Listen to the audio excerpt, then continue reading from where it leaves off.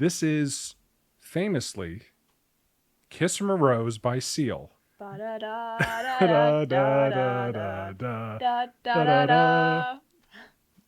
bad. You just came from a voice lesson, so obviously... You know? Oh. Yeah. But I have a wild story to tell you. Yeah? Tell me. Yes. All right. Well... Tell me the tale. My car has been having a little bit of difficulty starting recently. Oh, no. And I thought, well, it isn't the battery because I got a battery not too long ago. Those are expensive. Very expensive. Very heavy, too. Damn. Deceptively heavy. And I realized that it wasn't the battery in my car, but rather the battery in my fob. My key fob. Oh. So... You paid hundreds of dollars for a car battery? No. I didn't, fortunately, not this time. Okay. So I drove over with whatever fob juice I had left. Okay. I drove over to Rite Aid. Okay. It's fucking boiling hot. It's the afternoon. I walk inside Rite Aid, and I spend about 10 minutes walking up and down the aisles looking for the batteries. Oh. Till I realize they're in a locked case right next to the cash register. Oh. So I say, hey, boss, would you mind opening the case for me? Because, as you know, there's an epidemic of battery theft. Battery theft is rampant in this US. country. It isn't talked about enough. It isn't. Honestly, next episode, we're going to do a whole story on battery theft. It's going to be a 3-parter. Yeah, it's really deep, guys. Yeah. And we won't even charge for it.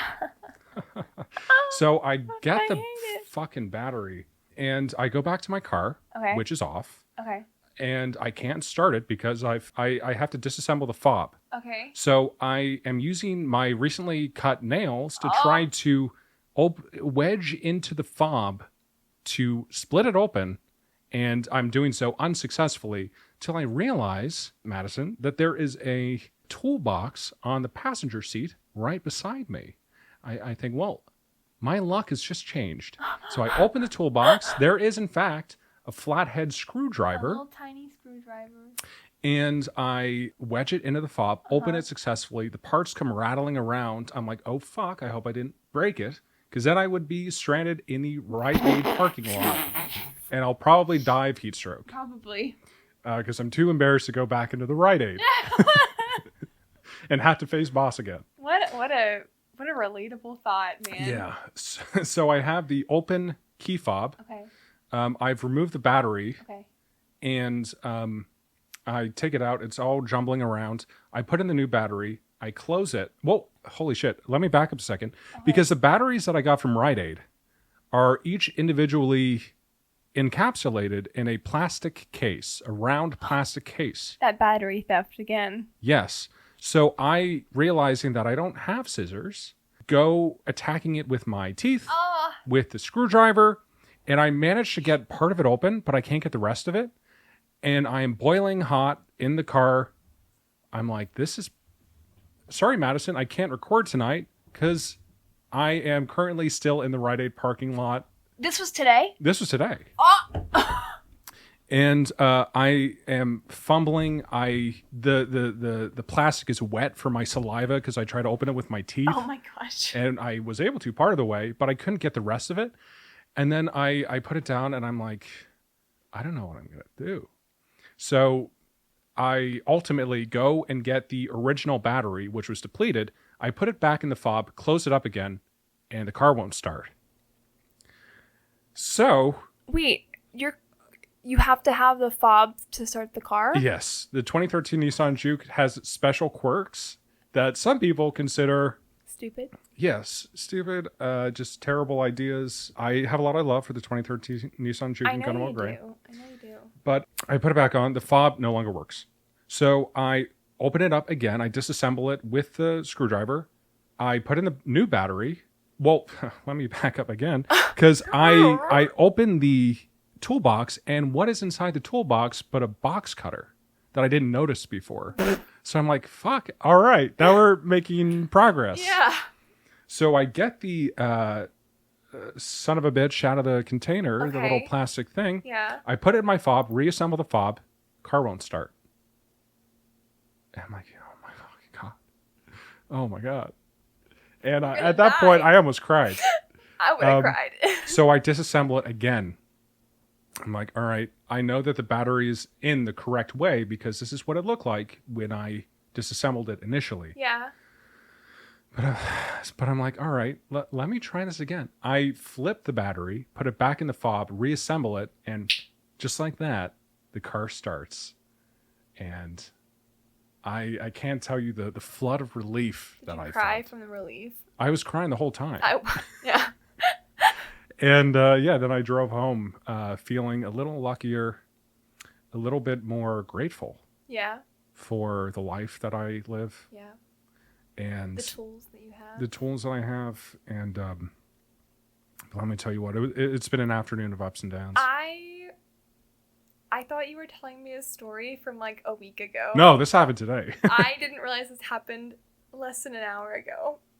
Like, if that fob didn't work, then they would have found me in the Rite Aid parking lot 2 days from now, just like... You wouldn't have called shriveled anybody? Up and died. No.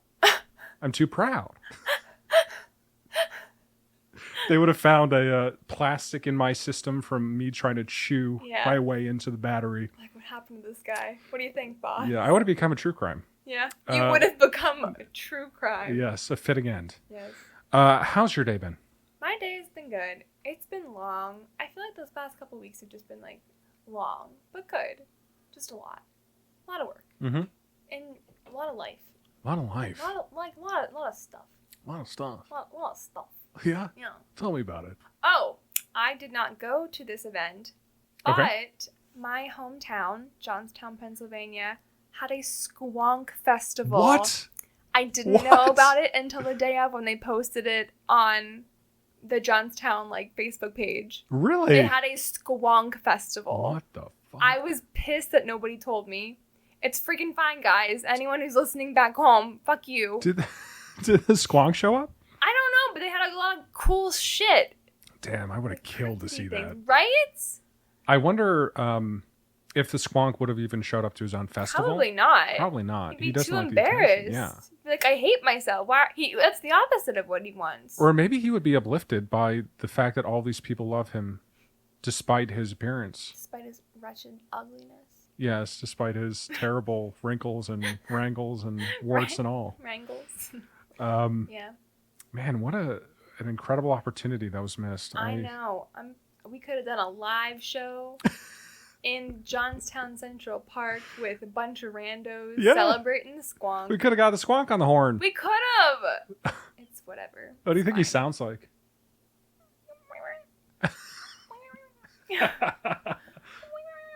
I think he sounds like Gilbert Gottfried. Yeah. I can't do that. I can't do it either. Or Gilbert Gottfried like...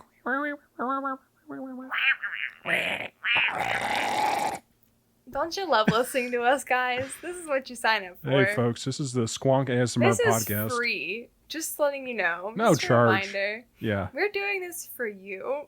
Although we will drop our Patreon and our private PayPals at the end of the episode. Yeah, for sure. We need that money. We really do. Yeah, we're kind of broke. I'm living out of my 2013 Nissan Juke. Yeah, it just will not start ever.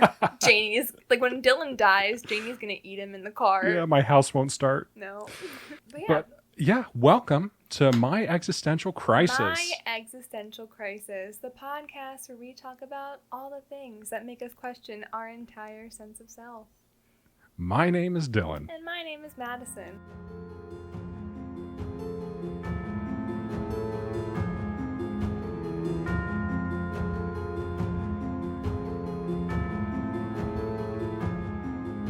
Oh, what a joy. What a delight. Yeah. Easily the highlight of my week, or by week, is doing these recordings. Aw, I that's absolutely so sweet. love doing this. It's so much I love fun. doing these too. I really do. This is really fun. Yeah, and today I have a especially fun little game for you. Yes. Now, we've recorded quite a few episodes together. We have. We've covered a lot from the Rat Man to the Hat Man to Jennifer Pan and back again. Oh my gosh, I'm going to kill myself.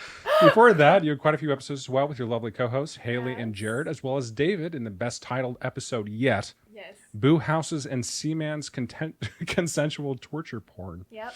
which has all you want from a title. All you can ever dream of. Horror, intrigue, romance. Yes. So I thought it would be a fun little game to put together some My Existential Crisis trivia. Okay. For not only you, but for our fan as well. Oh, our fan. Our singular fan who listened through all the Squonk ASMR. You are the true hero. Yes, we're one listener left. Yep. But I propose that we call our fans maybe X-addicts. X-addicts? Or schmeckles. For any listeners out there who speak Yiddish. Schmeckles or X-addicts? Yeah, like existential. So yeah. you put like X into like, and then that's how you name the naming conventions of our fans. Like ecstatics or like no X-addicts. X-addicts. Yeah. Oh, we're condoning addiction on this podcast. That is the probably not the worst thing we've condoned. I honestly probably not.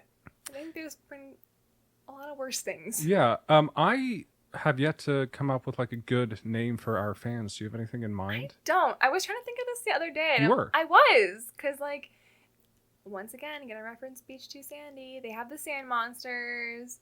That's pretty good. And that's why we drink has the boozers and shakers. What do we have? We have nothing. We have existential dread. Yeah. That's what we have. Dreadheads? Maybe not. I don't know.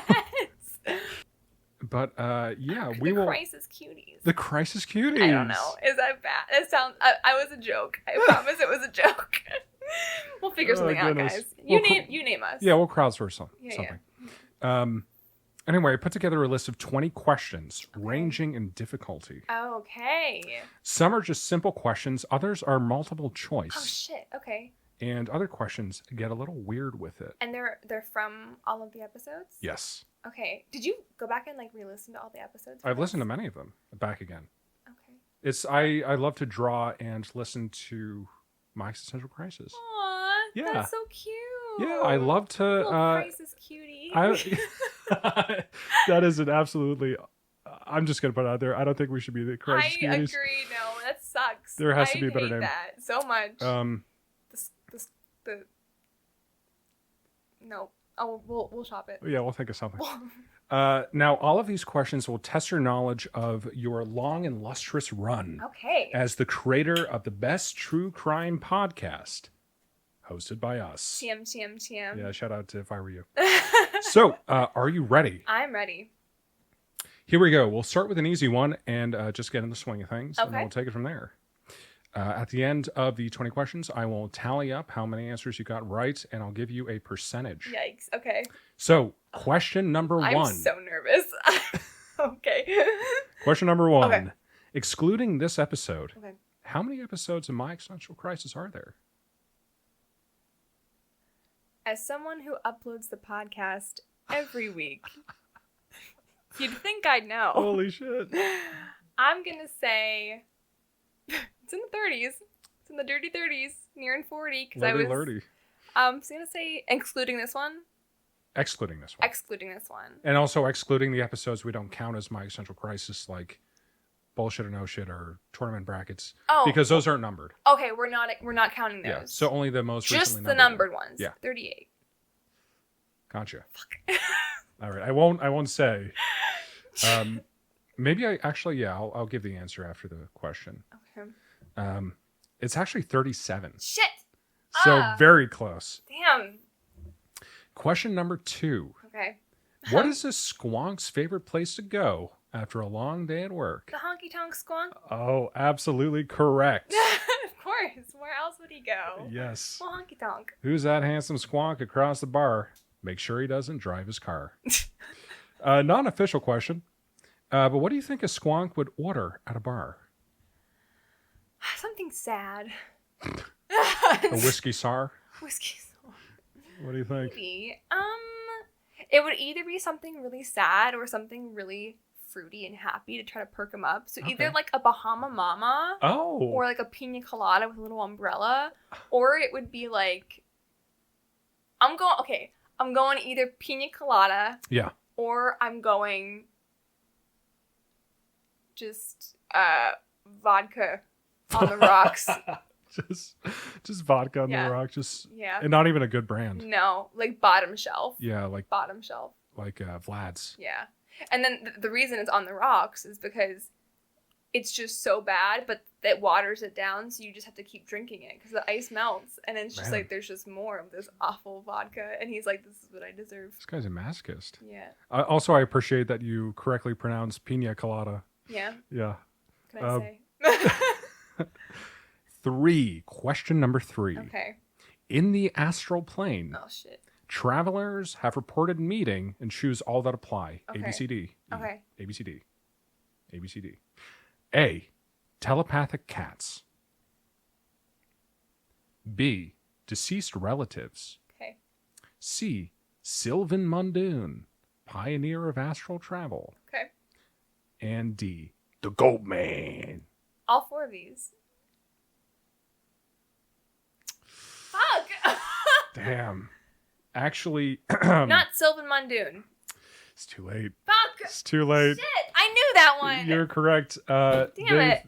A, B, and D are correct. Yes. Sylvan Mundoon has not yet been sighted, although he's probably peeping around somewhere. Probably. It's a peeping Sylvan. He is a peeping. It's a peeping Sylvan. And of course, we love the Goat Man. Yeah. Ah, ah. This is what you're here for, guys. Yeah. You chose this. In my first episode as co-host, Okay. what topics did we cover? We covered The Secret. Correct. And we covered Froon. Lisanne Froon. Wow, good memory. Yeah, because I remember it was a weird name. And it was also a really terrible audio quality. Yeah, the fucking audio on I that will was... never forget. Yeah, that sucked. Yeah. Um, Thanks, Dylan. No, that was my fault because I thought that a simple, humble snowball microphone would be enough. Yeah. How wrong. How naive. How wrong you were. Truly. Gain all the way up.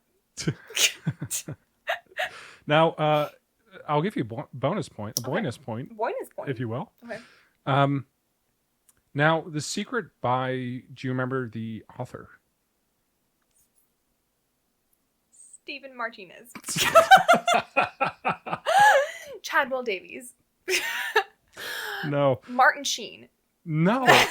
Byron Price. Never would have guessed that. Now, I'll give you a bonus point. Disappearance of Lisanne Froon and... Disappearance of Lisanne Froon and... I want to say Crystal. Close. Christine. Close. Closer than Crystal. Krista. Christina. Nope. Chris. Nope. Yes. Chris? Yes. Chris Christie's. The governor of New York. Chris Wait, but Christie. it's something like that. It's double C or double. Yeah. Chris. You're really close. Chris Kremers. Yes. Are you kidding me? Yes, you're correct. Wow. I'll give you a bonus point in that one. Wow. I just pulled that out of my ass. I had no idea. Yeah. Lisanne Froon and Chris Kremers. Froon and Kremers would make a great law firm that specializes in desserts. Was that a quote from the episode? No, it's just I think Froon and Kremers is a very delicious sounding combination. I names. agree. Bakery law. Bakery law. They specialize in bakery We'll law. give them their just desserts. Question number... Again, guys, you need to understand. He doesn't write this shit. No, I actually did write that one. You did? Yes. Oh, well, never mind then. It's less He impressive. does write this shit. Okay. Question number 5. In the very first episode of My Existential Crisis, Yes. What? Yes. Yep. What topics did you cover? We covered... Haley covered Lizzie Borden. Correct. And I covered Burke and Hare. Correct. The murderous duo in Scotland. Their shared first name being...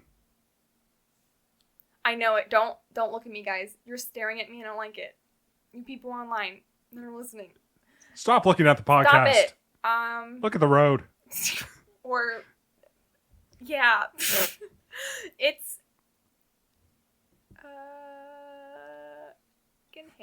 Burke and Hare. This is... they share the same first name. I know. I'm aware. Thank you.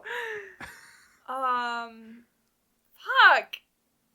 I'm gonna be so mad if you tell me. I'm not going to say anything. Damn it. I'm not going to say shit. Burke and Hare. Up the close and down the stairs. Something. Burke and Hare. That's like that's the jumping rope rhyme from that episode. Right. something broken hair. Yeah. It's not Steven. It's not Steven. It's not Steven. It's not Cold. It's not Luke. It's not John. Cold. It's not Mitchell. Are you just looking up like the most popular American baby names? I know I'm not. They're just coming out of my brain. Okay, I'll give you one more shot at that. Only one. Yeah, I mean, you got the answer correct, but if you want a bonus point, then.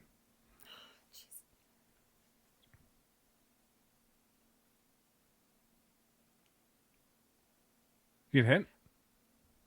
Bob. Oh no, Bob Burke. Bob Burke. Bobby hair. I know it's not right. Bob hair. That's a good name for a hairstylist. What is it? It is William. Damn it to hell. The Williams. William and William Hare and Burke. Damn it. All right. Question number 6. Okay.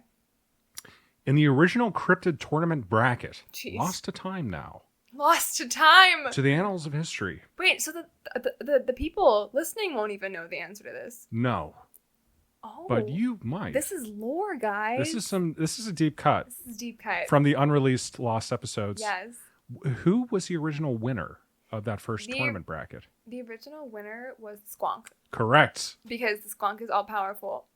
Yes, except in the other tournament Yeah, bracket, except in the one that you guys actually listened to. where he got fucking zapped to death by the I think Thunderbird. you mentioned that in that episode, though. So I think if you listen closely enough, you could, if you're a true fan, you would know. Yeah. Is there one fan a true fan? They better be. I hope so. Maybe they're not. Yeah. Listen No. up, you. Listen up. Please. Please, we're begging. Now, this next question is going to be a little different. Okay. I'm going to read over the titles of different episodes and ask you to fill in the blank. Ah, shit. Again, as the person who comes up with these. Yeah. It's fine. If you get the majority of them correct, Okay. you'll earn a point. Okay. What if I get all of them correct? Do I get a bonus point? Yes. Okay. All right. First title, Stanley Tucci's blank and Banana Haters. Stanley Tucci's naval career.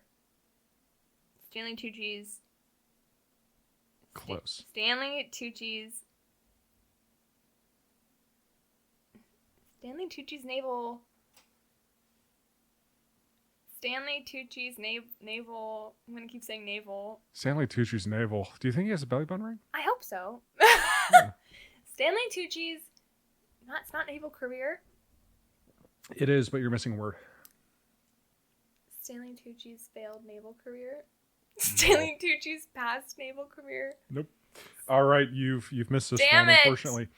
Slaw and Order, the blank, and Haley's Appalachian Woes. Slaw and Order, the Cold Case Files. Hell yeah. Yeah. You got that one. All right. Tippi Hedren's blank and 27 honky tonks. Oh no. Tippi Hedren's left ear or right eyeball or Denton skull. Her Yes, Denton correct. Skull. Yeah.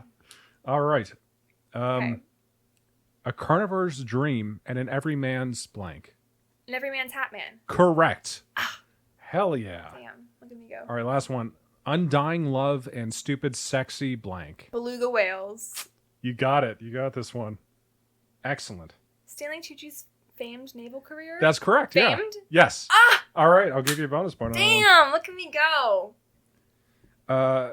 And honestly, about beluga whales, who hasn't looked at a beluga whale and thought, yeah, I would. Damn. I would. All right.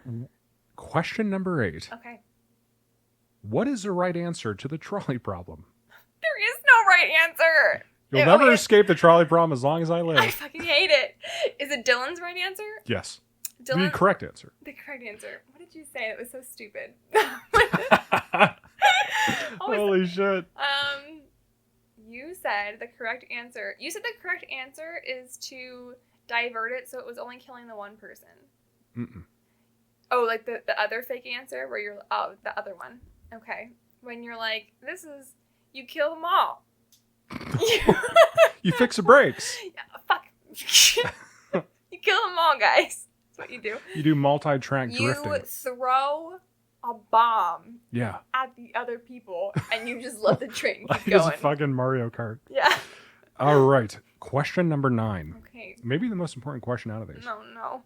What's the best kind of sandwich currently available? What? Oh, wait. What is the best kind of sandwich on the market today? This is the sandwich that you were talking up. Oh, yeah. The one that you talked about. Oh, yes. It's like an Italian sub sandwich or some shit. Close. Italian Very close. mafia sandwich. Nope. An Italian artisanal No. cheese Nope. sandwich. So close.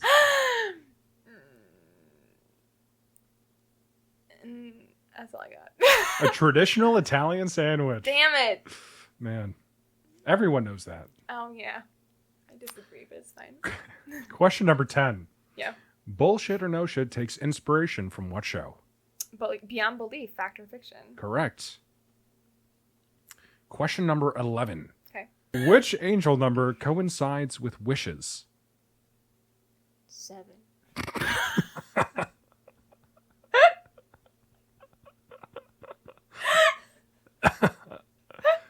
No. 103. No. 1111. Damn it. What were you going to say next? Oh, 1111, make a wish. I'm so fucking stupid. I hope you guys are smarter than I am. Oh, goodness.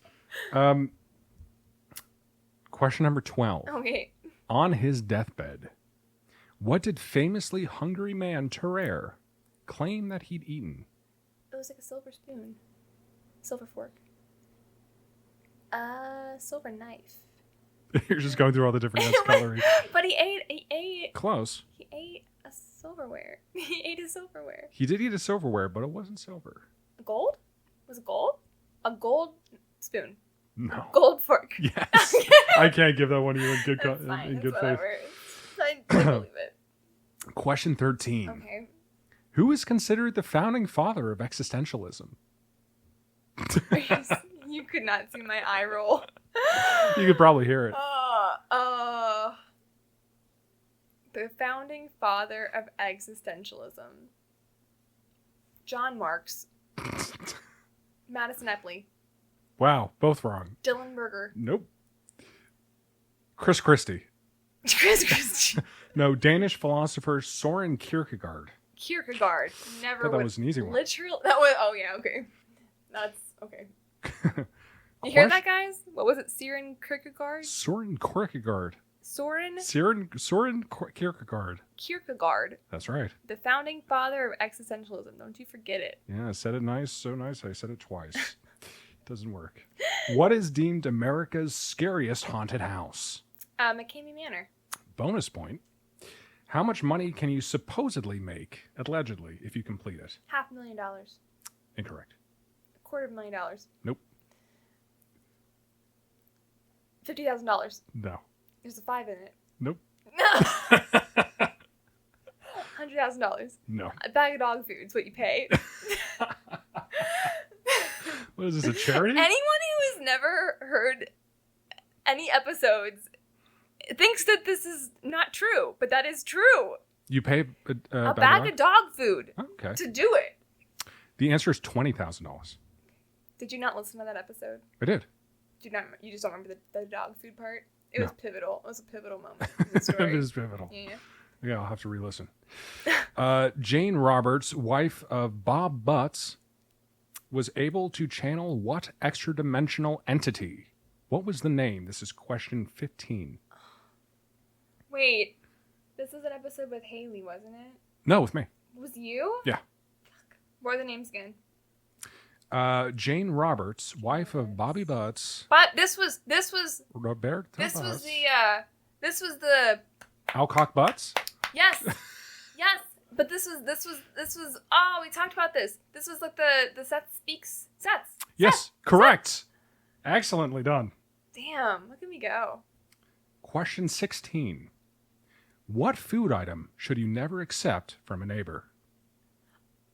A fruit basket. Correct. Question 17. Yep.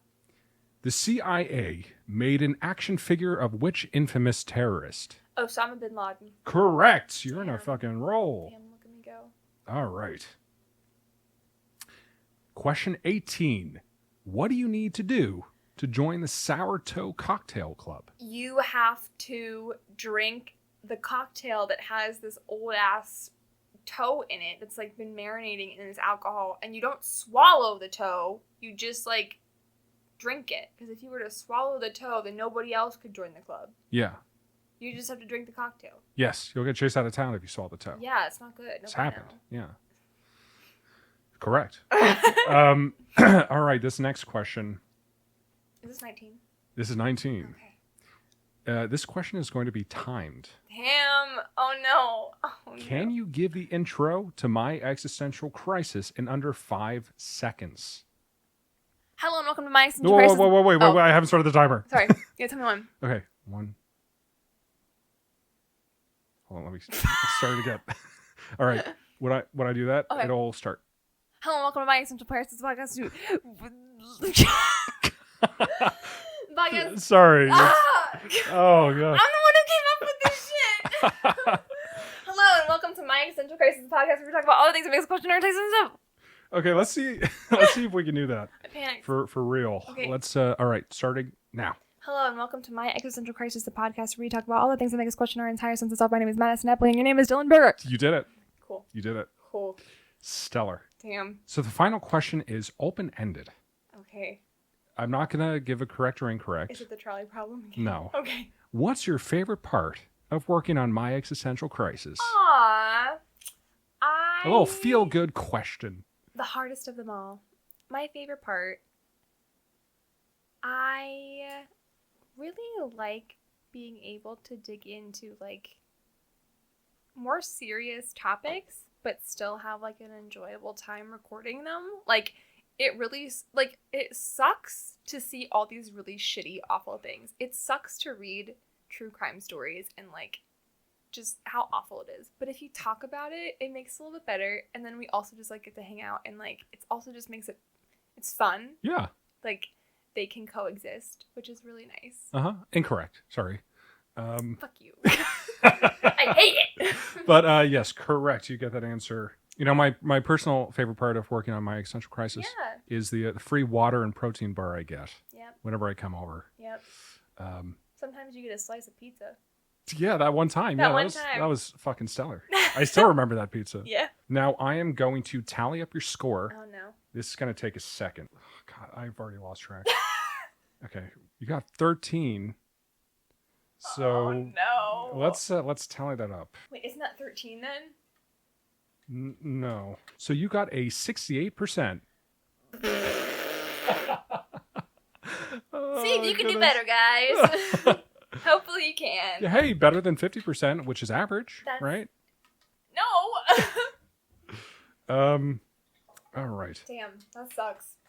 And that is my section. I hope you enjoyed yourself. I did. That was really fun. Yeah, sources are My Existential Crisis. Hell yeah, we are an original source, people. We made it. That's right. Move over Wikipedia.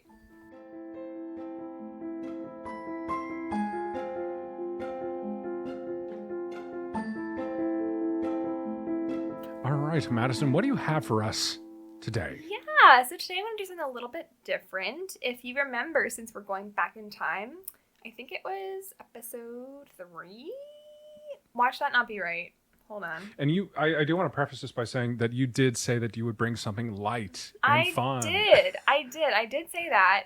But we did encephalitis lethargica, which is an illness where your body just like kind of becomes stone, like you just kind of like freeze up and you can't move. Well, we're not doing that again, but we are going to do another syndrome type of thing.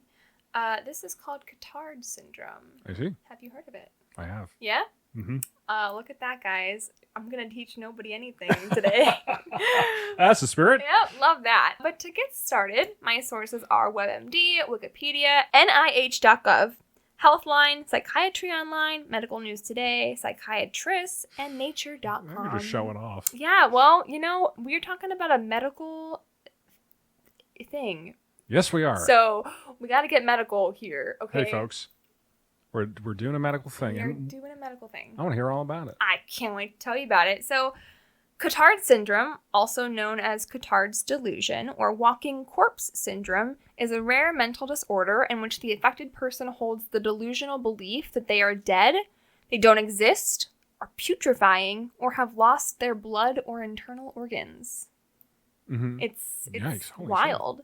A statistical analysis indicated that denial of self-existence is present within 45% of the cases. Yeah, And me at the DMV. Yeah. You know what I mean? Yeah. And the other 55, oddly enough, presented with delusions of immortality. Oh. Yes. So it's kind of like the opposite of what you'd think, but Mm-hmm. I'll get into that and why it kind of makes sense. So one of the main symptoms of Cotard syndrome is nihilism, and that's the belief that nothing has any value or meaning. It can also include the belief that nothing really exists. So they might feel like they are dead or rotting away. They might feel like they've never existed ever. And while people feel this way about their entire body, some only feel it in regards to specific organs or limbs, even their soul. Wow. Yes. It can How do you sense that exactly? I guess you just feel like hollow and empty. Like, Mhm. I don't know, honestly. Like, I mean, I've heard of cases where people, I forget what it's called. It might be this, but it's like where people who have fully functional limbs, they prefer to live life without a limb. Like, if they have arms that work, they might tie one arm behind their back so that they don't have to use it because they feel complete that way. Like, they feel like it's not supposed to be there. Yeah, I heard about a story about a woman who wanted to have her arms amputated to be replaced with hooks. Yes. And she was obsessive about it. It felt like that to her felt natural. Like, that's what would fit with her body. Uh-huh. There's like no pain involved. It's just like this strange, I don't know, thought. Some even offer proof. They claim to smell their own flesh rotting. Other symptoms naturally include anxiety, hallucinations, hypochondria, guilt, and a preoccupation with hurting yourself or death. Yikes. Just death is a symptom. Okay. And how was this found? In the 1980s, neurologist and psychiatrist Jules Cotard described the condition as the delirium of negation. And it varies in severity. And the way that he kind of like found this is there was a case of this 43-year-old woman who he referred to as Mademoiselle X to keep her private, who believed that she had no brain, no nerves, no chest, no entrails, and was just skin and bone. And she also believed that neither God or the devil existed, and that she did not need food because she was eternal and would live forever.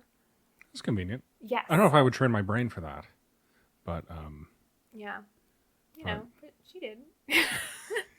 she seems fine. Yeah, she's great. She asked to be burned alive. Holy shit. And made various attempts at suicide, and ultimately she died of starvation because she didn't think that she needed to eat. Man. So if we can break it down into stages, it seems like there are 3 different stages. There is what is called the germination stage, which is where the symptoms of like psychotic depression and hypochondria will set in and appear. There's the blooming stage, which is the full development and presence of the syndrome, and the chronic stage, which is the continued severe delusions with depression, and that usually leads to like death. Shit. Yeah. This reminds me of something, and this is kind of like a info hazard, I guess. Okay. So you don't have any issues with insomnia, do you?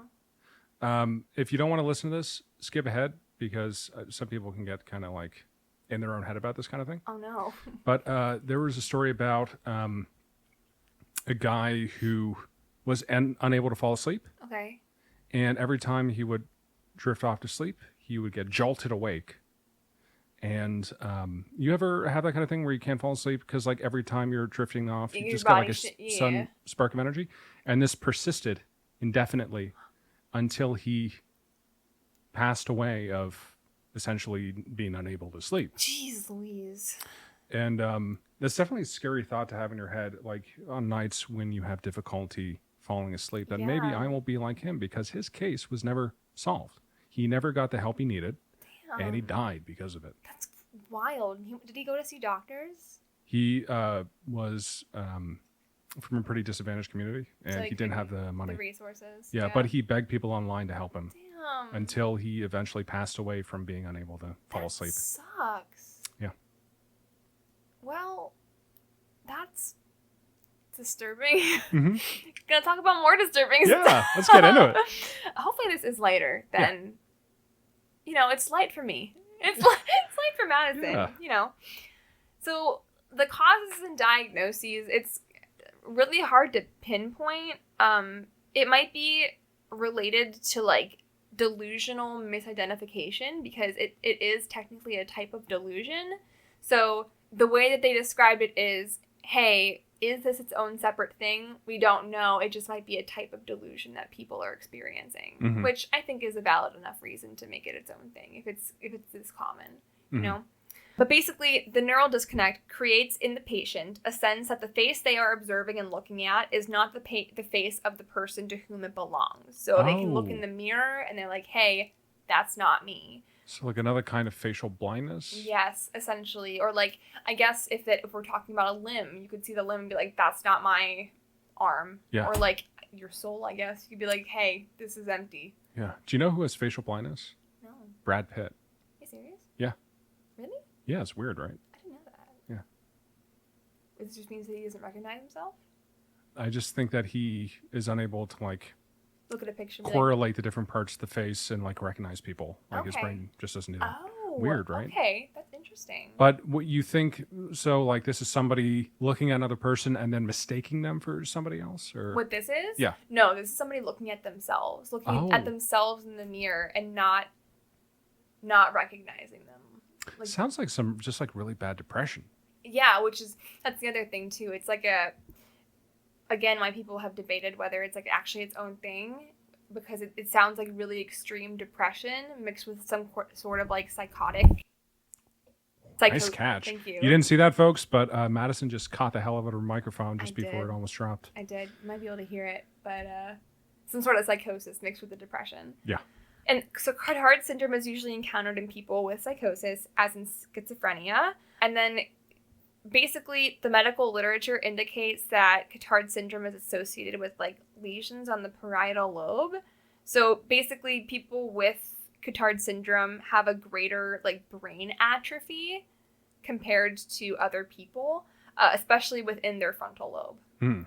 So that's kind of what they've noticed across the board. We don't know what causes it. Again, it's seems to be like a symptom of a bunch of different things.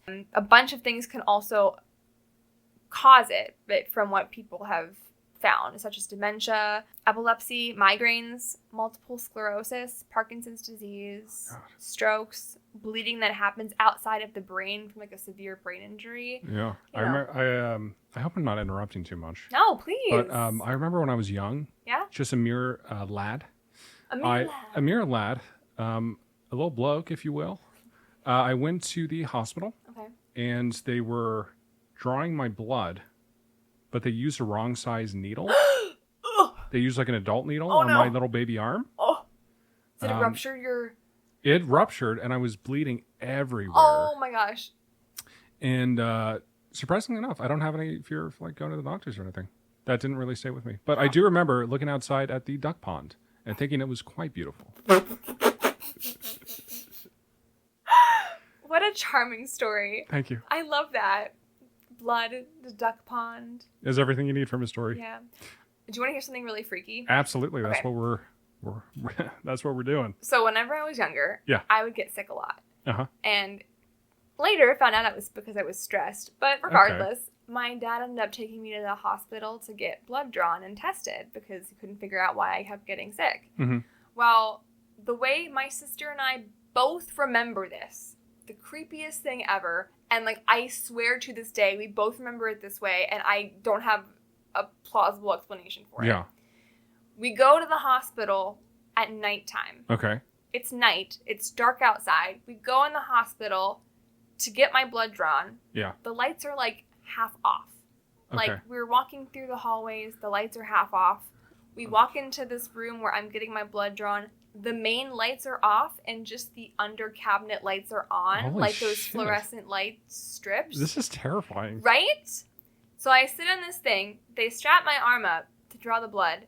I don't remember that because the rest of it was just so freaky. But like they're just there watching me get my blood drawn, but, like, it's just dark.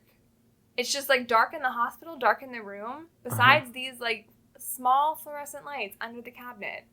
Damn. And we both vividly remember this. We leave, again, hallways are dark, little fluorescent light flickering down the hall maybe, but, like, it's, like, nighttime. And your sister shares this memory? Yes. I said, like, it was probably months ago at this point, but I was like, hey, you remember when I got my blood drawn and, like, what do you remember about the hospital? And she's like, it was creepy as hell. And I was like, just tell me a little bit about it. And she was like, yeah, there was, like, no lights on. And I was like, thank you. Wow. I don't know what we were doing there. Were there, like, more people? No! There was, like, nobody there. There was nobody at the stations. Like, I don't remember seeing a single person besides the person when we first walked into the hospital. It's very eerie and liminal. Yeah.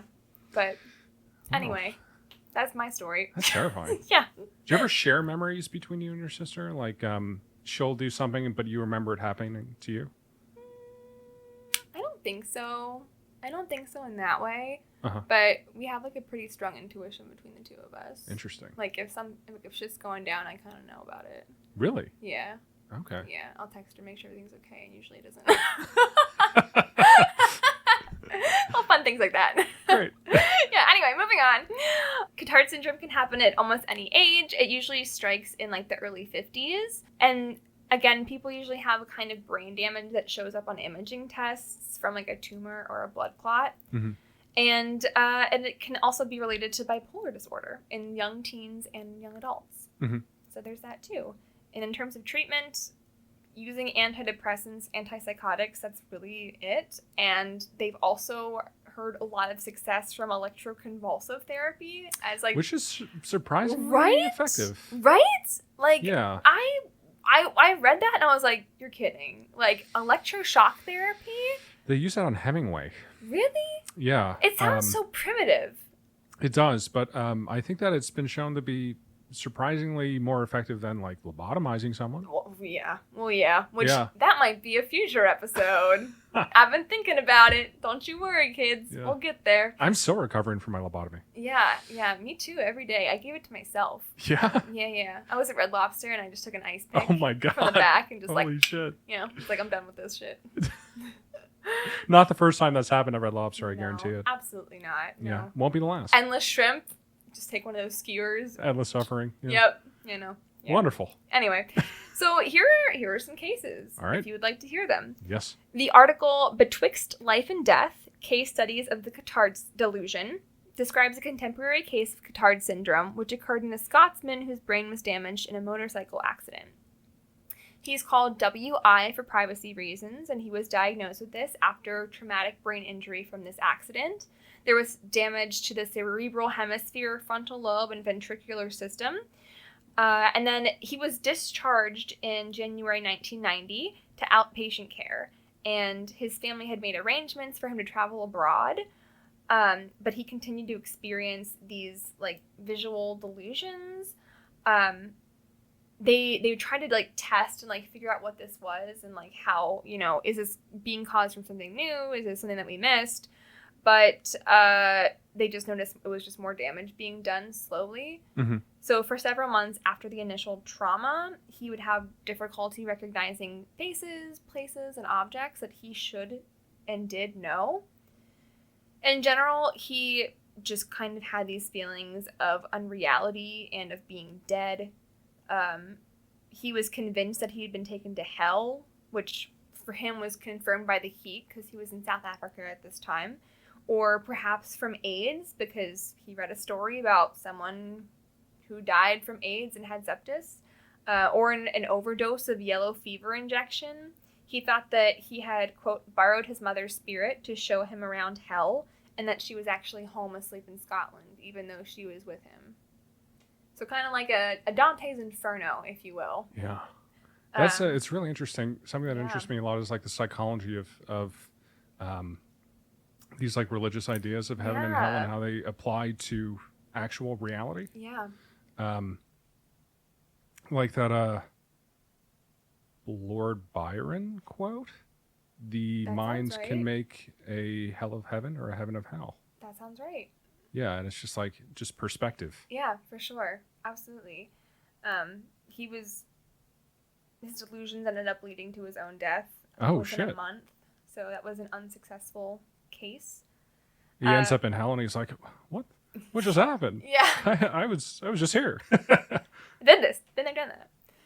There's also an instance where a 14-year-old epileptic boy was experiencing this after seizures. His mental health history showed themes of death, chronic sadness, classic depression symptoms. Mm-hmm. And about twice a year, he had episodes that lasted between 3 weeks and 3 months. Oof. And between that episode, he would think that everyone and everything was dead, including trees. He described himself as a dead body, warned the world would be destroyed within hours. He showed no response to, pleasurable stimuli, anything that would cause a dopamine reaction, nothing. And he had no interest in social activities. When you think that everything is dead, what does that even mean anymore? I don't know. I can only imagine it as this immense hollowness that you just feel, because everything feels hollow. Not just you, but everything around you is hollow. This does not matter. You're not real. I'm not real. I can't imagine being in that headspace. I don't know. Yeah. There was another man who described himself as a walking corpse. He was a British soldier. In 2005, he found a detachment from his family very shortly after his rehabilitation process. He said, I know it sounds utterly bizarre, but I genuinely believed I had died in the crash, but for some reason my spirit hadn't moved on. I was convinced I didn't have to eat because I was dead. I had no need for food anymore. I'd sit for hours in a room refusing to talk to anyone. Wow. Yeah. It's like a melding in the physical and spiritual in a way. Yeah. In a weird way. It really is. It is.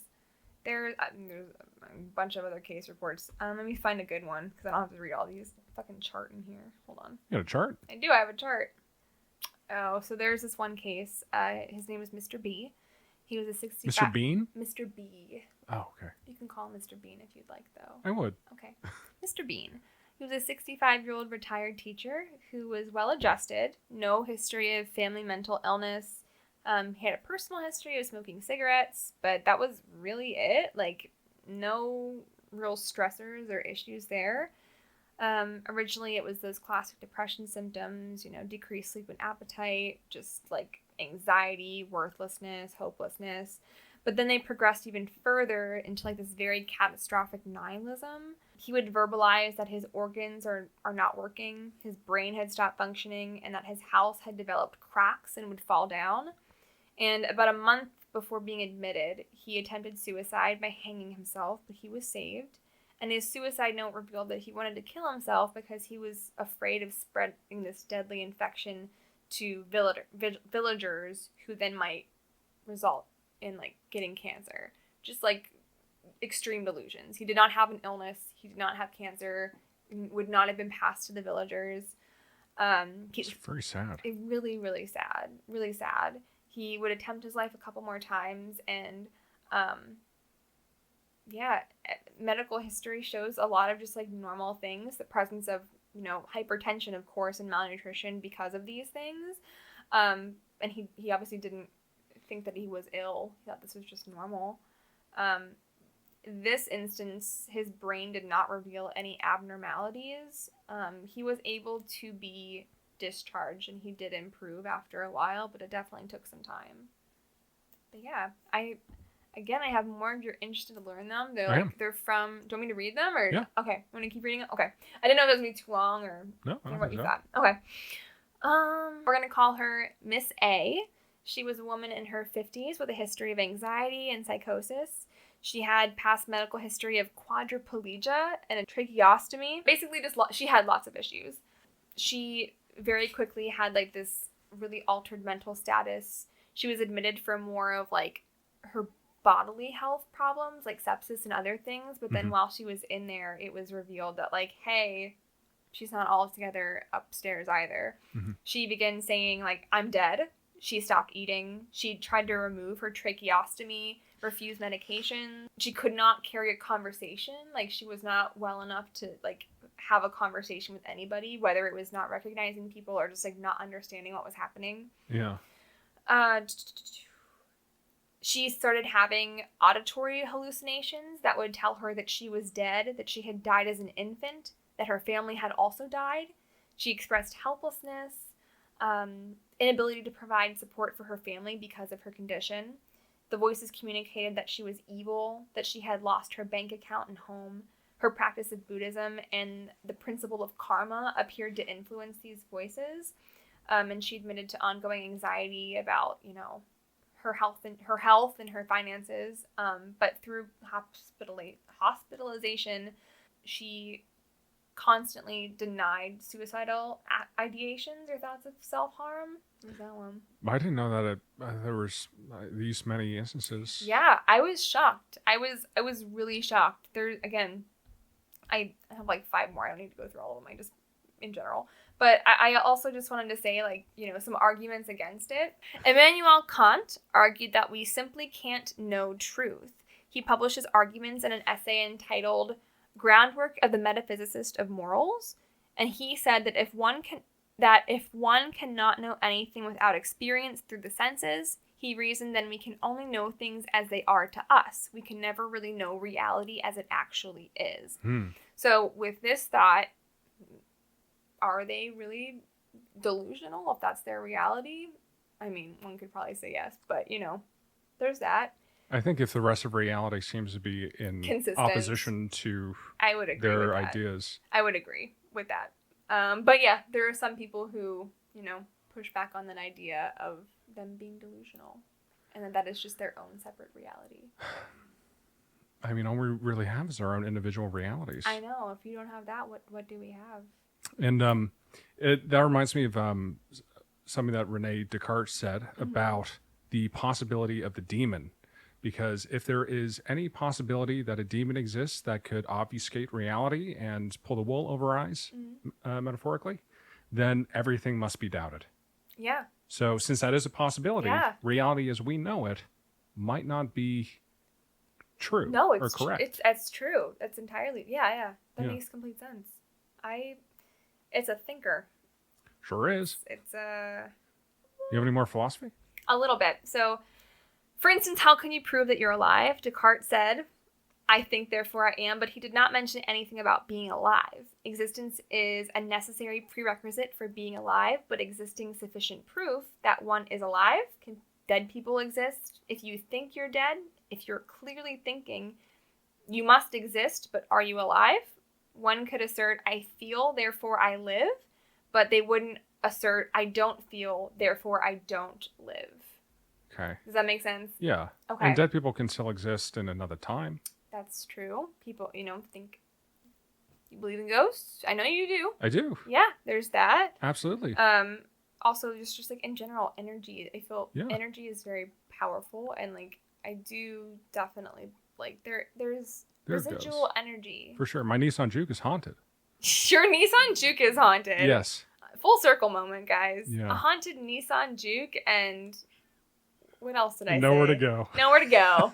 Look at that. Holy shit. But yeah, that's Cotard syndrome. That is incredible. Thank you for bringing that really interesting story to the podcast. Of course. Hopefully it was a little bit more lighthearted and informative and not just, I mean, it was still sad, but not as deeply depressing as some of these very personal stories are. Yeah, it's amazing just the depths of despair that people can reach. Yeah.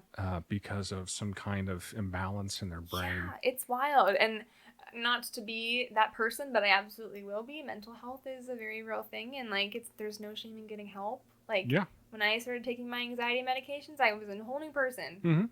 Ask David. But yeah, so like, you know, mental health is health. Absolutely. Yeah. Thank you very much for bringing that. Yeah.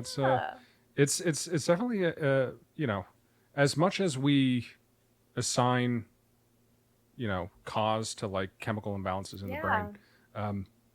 I think there's definitely an impact on your spirit as well. Oh, for sure. Because I do, you know, this may sound kind of new age corny as No, hell, you're but I good. do believe in a soul. Yeah.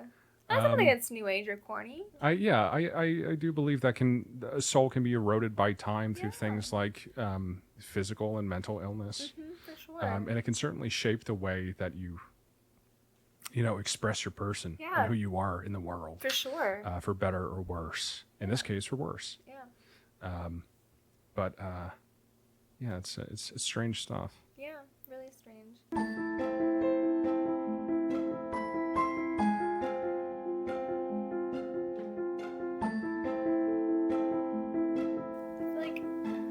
I still brought it down. No. Compared to the MEC trivia. This remains a true crime podcast. It does. It does.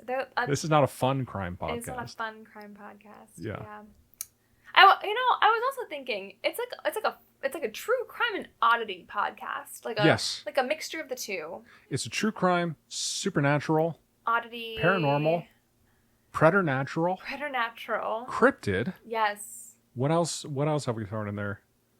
Oh, all sorts of shit. Existential podcast. Philosophy podcast now. I mean, with the trolley problem. Yes. Twice? 3 times? 3 times. Now? Thrice? And you got it wrong all 3 times. Look at me go. Look at that. Well, love that. Oh, goodness. Yeah. If you like what you hear, let us know. You can follow us at MEC Crisis Pod on Instagram and Facebook. You can send us a message at My Existential Crisis Podcast at gmail.com. Feel free to send in some topic ideas if you'd like.